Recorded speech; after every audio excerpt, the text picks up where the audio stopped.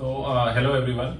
I am Dr. Swapnil. I am currently the director and the lead surgical oncologist at Upkar Hospital and Cancer Institute, Sundarpur Varanasi. ये short video record कर रहे हैं हम लोग। इसका एक पर्पस है to introduce our team of cancer surgery या surgical oncology at Upkar Institute, and also to give a brief introspect into the work which we have been doing for the past year. We want to highlight some of the nuances and importance of the work which we do, the surgical work which we do over here. So पहले मैं introduce करता हूँ. So Dr. Rahul. Dr. Rahul is a head neck cancer surgeon here with us at Upkar Cancer Institute, and the head neck cancer cases are done together by us. And to supplement our work, once we have removed the cancer specimens, जो patients के चेहरे या other body part अक्सर disfigure हो जाते हैं, उनको functionally and aesthetically और अच्छा बनाना, so that patient social life में वापस जा सके जल्दी और अपने वर्क लाइफ में जा सके, वो काम होता है प्लास्टिक एंड रिकंस्ट्रक्टिव सर्जन का. सो डॉक्टर प्रिंस हैं हमारे साथ, who is a very important member of our team, and who has a very vital role in many cancers of the body. Head neck cancer क्योंकि हमारे society का सबसे common cancer है, तो इसीलिए उससे हम शुरुआत करते हैं, देन धीरे धीरे we will go on and discuss about different things. So head neck cancer, doctor Rahul, what do you suggest अभी like previous this year, how have your experience been over here? जितने पेशेंट्स हम देख रहे हैं, किस stage में अक्सर patients आते हैं हमारे पास यहाँ पर? एक्चुअली हमारे यहाँ हेड नेक कैंसर बहुत कॉमन है, और मोस्टली पेशेंट का are coming in later stage, मतलब अराउंड स्टेज 4 पे पेशेंट्स यहाँ पे आ रहे हैं. तो उस टाइम पे पेशेंट के ट्यूमर काफ़ी बड़े होते हैं, इसलिए हमें रिसेक्शन काफ़ी ह्यूज रिसेक्शन करना पड़ता है, और अब उसके साथ में रिकंस्ट्रक्शन भी करना पड़ता है, जिसमें डॉक्टर प्रिंस हमें काफ़ी हेल्प करते हैं उसमें. Absolutely. So this highlights a very important aspect कि हमारी सोसाइटी में अवेयरनेस नहीं है. वेरी इंपॉर्टेंट रीज़न क्योंकि तंबाकू का सेवन गुटखे या स्मोकिंग या बीड़ी के फॉर्म में इतना ज़्यादा है कि जो कैंसर बहुत ज़्यादा हो रहे हैं, specially head neck cancer, but जो हो भी रहे हैं लोग उनको नज़रअंदाज कर दे रहे हैं, उसको जल्दी डिटेक्ट नहीं कर रहे हैं. एंड पेशेंट्स ऑफन जब तक वो हमारे पास तक आते हैं, वो एटलीस्ट स्टेज 3 स्टेज 4 टाइप के होते हैं, जो कि बहुत बड़े कैंसर होते हैं. वो तभी आते हैं जब उनको रेगुलर लाइफ में कुछ ना कुछ प्रॉब्लम होने लग जाए, या तो चेहरा खराब लगने लग जाए, कुछ अल्सर बन जाए, कहीं से ब्लड आने लग जाए, या आवाज़ में दिक्कत हो, या दर्द होने लग जाए, ऐसे नहीं तब आते हैं. उस समय उनको ट्रीट करना एक ज़्यादा बड़ा चैलेंज होता है, सर्जिकली भी एंड बाकी सारी ट्रीटमेंट मोडालिटीज़ के लिए भी. सो आई थिंक एक अगर मैं रफ पर्सपेक्टिव दूँ रहूँ तो इस साल हमने जितने हेड नेक कैंसर केसेस किए होंगे, on the tip of our fingers, just to give an estimate, if we have operated 100 cases, I think उनमें से स्टेज 1 कैंसर्स शायद 5 या 6 होंगे, उससे ज़्यादा नहीं होंगे, उससे ज़्यादा नहीं होंगे. Most of the cancers, I think if I am right, would be at least stage 3, at least stage 3. And जिसके लिए सर्जरी से ट्रीटमेंट खत्म नहीं होता, उसके बाद में कीमो रेडिएशन एंड ऑल भी देना पड़ता है. इसमें मैं एक पॉइंट और ऐड करना चाहूँगा, जैसे कि यूपी हमारा जो पूर्वांचल है, यहाँ पे केसेस लेट रिपोर्ट हो रही हैं, और इसके वजह से पेशेंट का आउटकम भी, अगर हम सर्जरी या प्लास्टिक सर्जरी भी करें तो उनका सर्वाइवल बेनिफिट उतना नहीं मिल रहा है कंपेयर टू सदर्न स्टेट, जहाँ पे अर्ली स्टेज 1 और स्टेज 2 में पेशेंट आते हैं, और उसमें सिर्फ मुंह का कैंसर खास करके बोला जाए तो सिर्फ सर्जरी करके ही पेशेंट टोटली ठीक हो जाते हैं, और उनका सर्वाइवल भी काफ़ी अच्छा होता है. तो हम चाहते हैं कि पूर्वांचल में हमारे क्षेत्र में लोग अर्ली, जैसे कि स्टेज 1 स्टेज 2 जैसे ही उन्हें कुछ डिटेक्ट हो, प्लीज़ आके एक स्क्रीनिंग कराएं या दिखाएं डॉक्टर को, सो वो हेल्पफुल होगा सर्वाइवल के लिए. And at the same time मैं एक और पूछना चाहूँगा, जस्ट एक कॉमन पब्लिक के लिए, जो मिथ्स हैं, सबसे बड़ा मिथ बायोप्सी के लेकर आपको क्या क्वेश्चन पूछा जाता है? मोस्टली पेशेंट पूछते हैं कि सर बायोप्सी करने से कैंसर बढ़ेगा तो नहीं.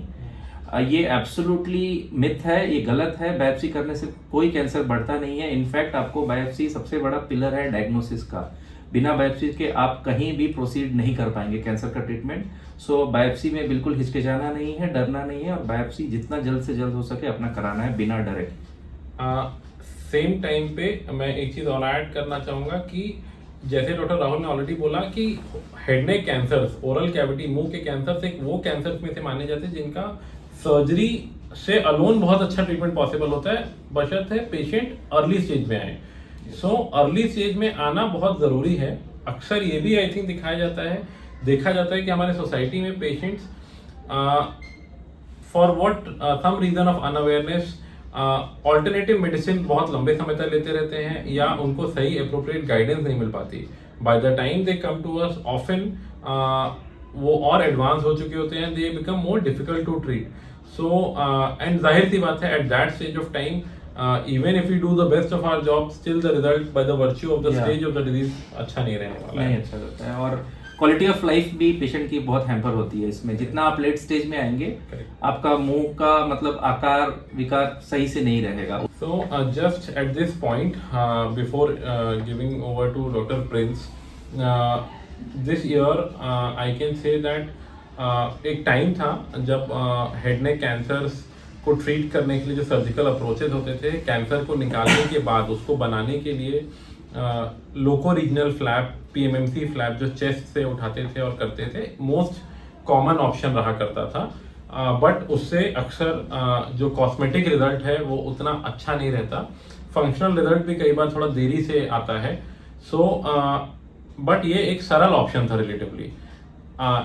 जैसे जैसे सर्जिकल एडवांसमेंट्स होते गए, हमारे टीचिंग करिकुलम में लोगों की ट्रेनिंग बेहतर होती गई, तो एक नई चीज़ आई जिसको बोलते हैं फ्री फ्लैप सर्जरी, जिसमें शरीर के किसी दूसरे हिस्से से टिश्यू लेकर, मसल या बोन लेकर उसको कैंसर जहाँ से निकाला गया वहाँ पर बना के ताकि अच्छा आकार दिया जा सके। ये ज़्यादा कॉस्मेटिक सर्जरी की तरफ रहता है जो प्लास्टिक सर्जरी है।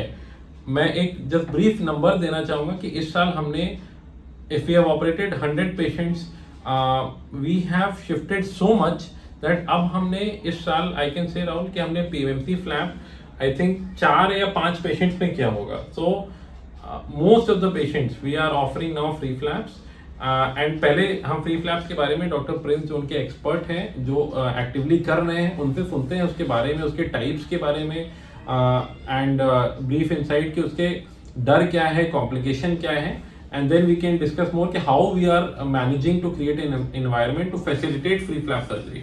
Over to you, Dr. Prince. So बिल्कुल आपने सही बोला। हम लोग यहाँ उपकार कैंसर सेंटर में ऑलमोस्ट हर दिन ही फ्री फ्लैप कर रहे हैं, और बहुत सारे प्रकार के डिफेक्ट है, टंग है, बकल म्यूकोसा है, इवन मैंडिबल है। मैंडिबल मतलब ये जो हमारी जबड़े की हड्डी है उसमें भी जो कैंसर जाता है, उसका भी हर प्रकार के जो डिफेक्ट होते हैं सभी का हम लोग फ्री फ्लैप के द्वारा रिकंस्ट्रक्ट करते हैं।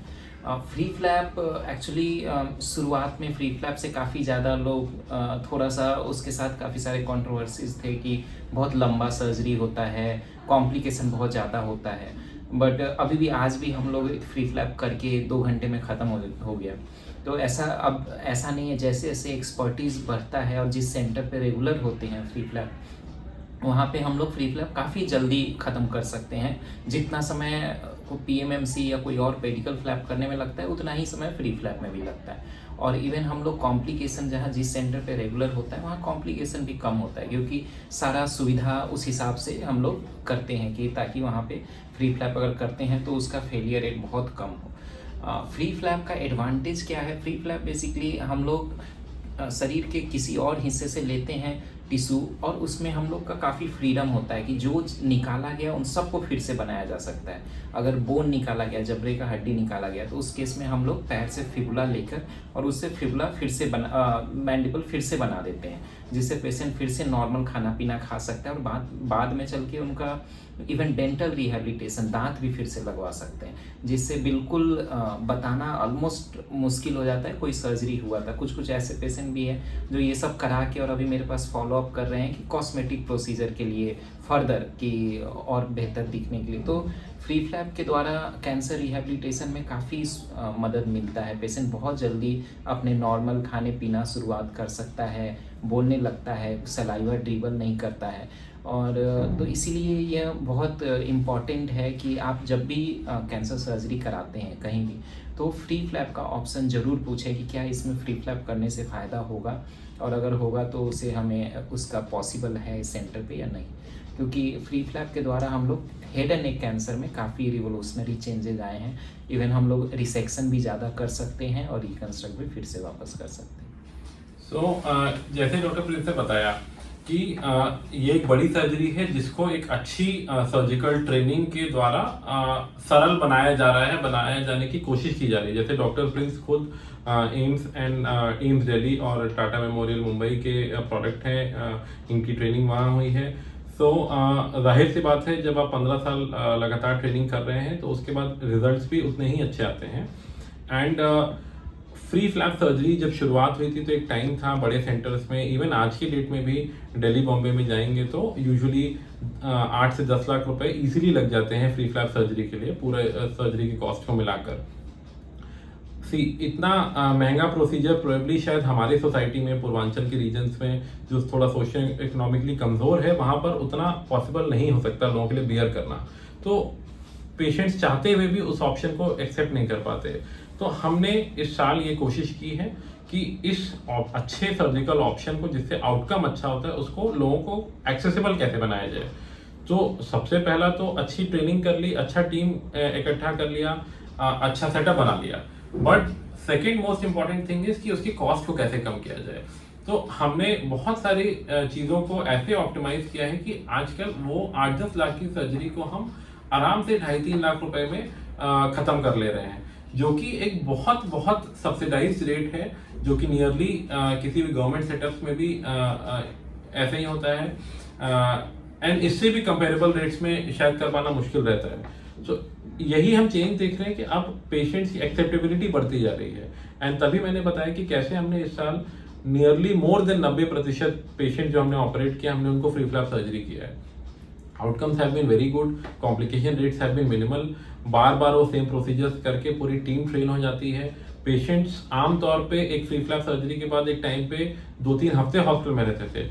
आज के टाइम पे पेशेंट्स 7वें 8वें दिन 9वें दिन घर चले जाते हैं, तीसरे चौथे दिन भी कई बार घर चले जाते हैं, 5वें दिन। हाँ, एंड पेशेंट्स की नाक की ट्यूब जो राइल ट्यूब होती है वो जल्दी निकल जाती है।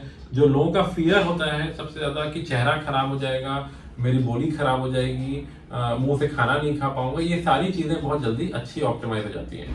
तो यही पर्पस था इस रील का, इस वीडियो का, कि अपने टीम से इंट्रोड्यूस करा सकें, बता सकें कि हम क्या काम कर रहे हैं ओरल कैंसर सर्जरी के लिए, उसके ट्रीटमेंट के लिए, और कैसे अच्छे रिजल्ट देने की कोशिश कर रहे हैं।